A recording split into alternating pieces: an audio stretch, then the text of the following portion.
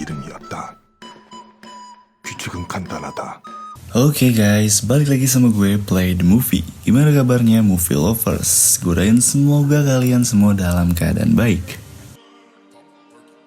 Oke lanjut, jadi di video kali ini gue bakal nge-review film drama asal Korea yang dirilis pada tahun 2021. Yap, baru saja dirilis beberapa hari yang lalu. Film ini berjudul Squid Games. Sebagian dari kalian mungkin udah pada tahu film yang lagi viral ini. Drama ini mengisahkan tentang sebuah permainan bertahan hidup dengan hadiah uang yang sangat besar untuk siapapun yang bisa bertahan sampai di babak akhir. Terdapat 456 peserta yang mengikuti permainan ini. Kebanyakan dari mereka adalah orang yang dililit banyak hutang.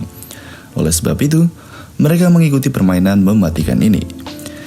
Oke, tapi sebelum ke alur cerita filmnya, jangan lupa buat subscribe channel ini, like video ini, komen juga di bawah ya. Dan tentunya share ke grup WA keluarga, grup kelas, pokoknya share sebanyak-banyaknya.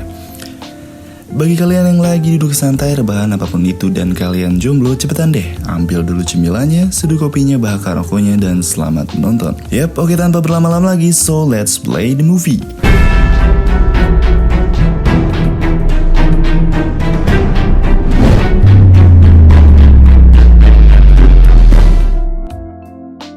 Di awal film, kita diperkenalkan dengan seorang duda keren bernama Gi-hun.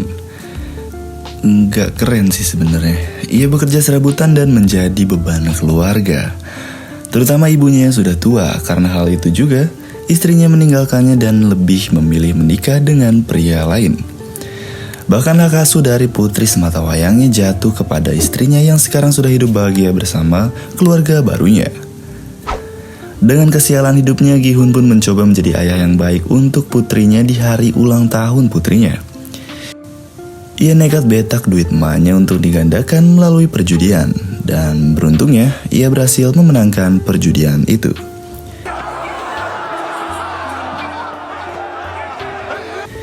Dan ia mendapatkan uang yang cukup banyak. Namun ketika keluar dari arena perjudian itu, ia langsung dikejar oleh para rentenir penagih hutang. Melihat segerombolan rentenir itu, Gi-hun pun langsung kabur untuk menyelamatkan uang-uangnya.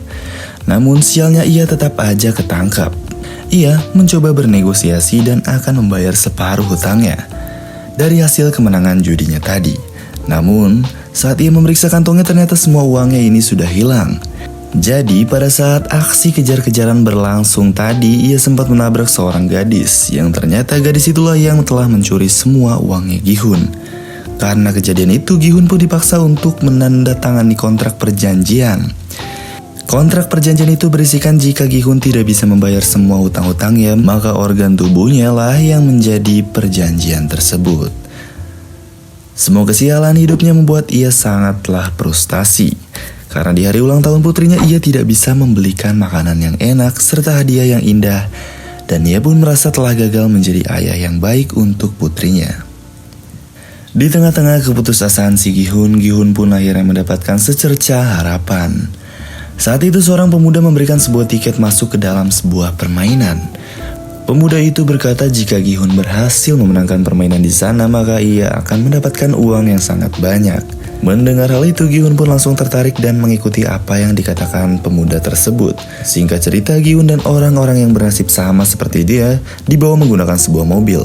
Mereka pun dibius untuk menjaga kerahasiaan tempat permainan tersebut. Selain itu, semua ponsel dan barang bawaan mereka pun juga disita dan akan dikembalikan nanti saat mereka akan pulang. Di sini terdapat 456 peserta yang dikumpulkan di sebuah ruangan yang sangat besar. Tempat permainan itu dikelola oleh seorang bertopeng hitam yang sangat-sangat misterius, serta anak-anak buahnya yang menggunakan pakaian serba merah. Mereka sangat merahasiakan semuanya, bahkan identitas mereka tak boleh diketahui oleh siapapun. Di sana Gi-hun bertemu dengan beberapa peserta lain, di antaranya adalah Sang-woo, yaitu teman masa kecilnya si Gi-hun, Il-nam, yaitu si kakek tua penyakitan, dan seorang pekerja asing bernama Ali, lalu seorang gangster bernama Doksu, lalu seorang wanita bernama Mryong, dan gadis berasal dari Korea Utara bernama Sebyok. Nah, Sebyok adalah gadis yang sebelumnya mencuri uangnya si Gi-hun nih. Jadi, saat melihat Gi-hun pun menjadi sangat marah. Namun, ia belum sempat untuk membalaskan dendamnya. Para panitia pun datang ke ruangan mereka. Kemudian panitia menjelaskan bahwa selama di sini mereka akan memainkan 6 permainan. Adapun beberapa aturan yang harus disetujui oleh pemain sebelum permainan ini dimulai, di mana pemain tidak boleh berhenti di tengah permainan. Lalu pemain yang menolak bermain akan langsung dieliminasi dan yang terakhir permainan akan dihentikan jika mayoritas dari peserta menyetujuinya. Setelah menyetujui semua persyaratan itu, para peserta pun diarahkan ke ruangan berbeda untuk memulai permainan yang pertama. Permainan pertama yang akan mereka mainkan adalah lampu merah, lampu hijau. Terdapat sebuah robot raksasa yang akan bertugas sebagai penjaga. Nah, pada saat sang robot ini berkata lampu hijau, para pemain boleh bergerak secepat mungkin agar mereka segera bisa sampai ke garis finish sebelum waktunya habis. Namun, saat robot itu berkata lampu merah, maka pemain tidak boleh bergerak sama sekali. Karena jika ketahuan bergerak oleh robot gila ini, maka mereka akan langsung dieliminasi. Simpel banget kan? Namun, tegangnya itu loh. Oh ya, permainan ini juga mengingatkan kita kepada film yang udah pernah gue bahas loh sebelumnya. Judulnya As the Gods Will. Jadi bagi kalian yang belum nonton, silahkan nonton setelah video ini habis di channel ini juga ya. Oke, lanjut ke pembahasan ya. Maksud dieliminasi di permainan ini bukan hanya sekedar dikeluarkan dari permainan, tetapi ditembak hingga tewas. Peluru datang dari berbagai sudut dan semua telah diatur agar langsung menembak siapapun yang bergerak pada saat lampu merah. Karena hal itu, para peserta pun sangat syok dan mulai lari-larian gak jelas mencoba keluar dari arena permainan. Sayangnya, tindakan itu bukannya membantu mereka, melainkan membuat mereka semua mati konyol. Gi-hun dan beberapa pemain yang tersisa terpaksa harus menyelesaikan permainan ini. Meskipun mereka harus melihat ratusan mayat yang tergeletak dan tak terurus di sekitaran mereka. Mereka harus tetap berkonsentrasi agar tetap sampai ke garis finish dengan aman dan selamat. Dan tentunya tidak kehabisan waktu yang disediakan oleh pihak penyelenggara. Mereka yang sudah melewati garis finish sebelum waktu habis maka akan dinyatakan lolos ke babak selanjutnya. Gi-hun yang tertinggal pun berusaha untuk finish di sela-sela waktu yang tersisa, namun sayang ia harus kesandung dan hampir saja jatuh.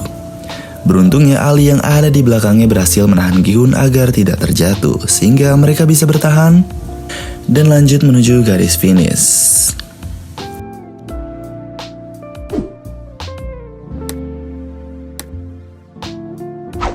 Setelah menyelesaikan permainan pertama, para peserta pun dikumpulkan kembali di kamar mereka.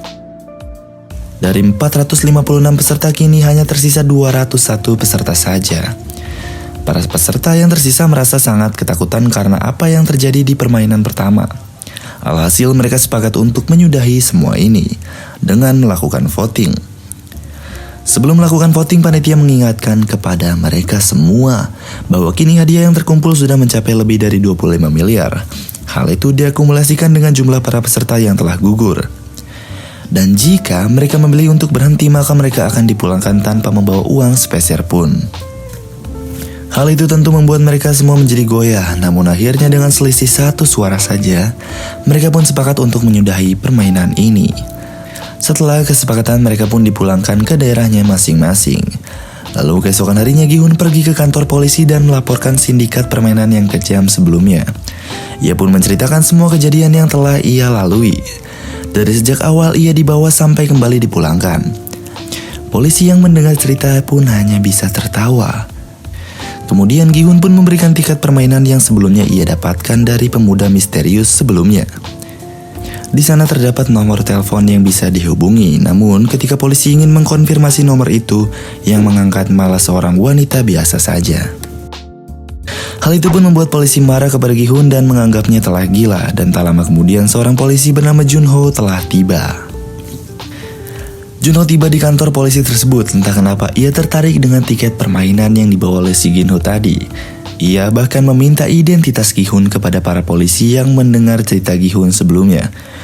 Junho sepertinya mengetahui sesuatu yang janggal dari permainan tersebut. Tak disangka ia juga memiliki tiket yang sama persis dengan miliknya si Gi-hun. Tiket itu diketahui milik kakaknya yang sudah lama menghilang. Junho pun merasa bahwa kakaknya pasti ada di tempat permainan tersebut. Di tempat lain, Gi-hun pun pulang ke rumahnya. Dan ia sangat merasa kebingungan mencari ibunya. Dan ternyata saat ini ibu Gi-hun sedang dirawat di rumah sakit karena menderita penyakit diabetes akut. Bahkan dokter menyarankan kepadanya untuk segera melakukan operasi. Namun sang ibu justru memilih untuk pulang karena tak sanggup membayar biaya pengobatan di rumah sakit. Hal itu pun membuat Gi-hun sedih dan kecewa pada dirinya sendiri. Ia bahkan nekat meminjam uang kepada mantan istrinya demi bisa membayar biaya pengobatan ibunya. Namun yang ia dapatkan hanyalah hinaan dari suami baru mantan istrinya yang juga bahkan melarang Gi-hun untuk mendekati putri kandungnya sendiri. Hal itu pun tentu membuat Gi-hun sangatlah marah dan langsung mengajar lelaki tersebut. Kini Gi-hun sadar bahwa yang dikatakan panitia permainan tersebut ada benarnya juga. Dunia luar jauh lebih kejam dari apa yang terjadi di dalam sana. Mereka akan tetap dikejar hutang dan mati di tangan rentenir. Semua kenyataan pahit di dunia pun membuat Gi-hun dan yang lainnya tertarik untuk masuk kembali ke arena permainan. Dan pada malam harinya mereka semua pun berkumpul dijemput seperti saat pertama kali ikut serta. Yap, kira-kira segitu aja dulu bagian 1 atau part 1 dari pembahasan film Squid Games ini. Gimana? Penasaran nggak? Share video ini, semakin banyak yang nonton pasti bakal lebih semangat gue untuk membuat part keduanya. Ditunggu aja ya movie lovers, gimana menurut kalian dengan film Squid Games ini? Kasih tanggapan di kolom komentar, oke? See you on the next video guys.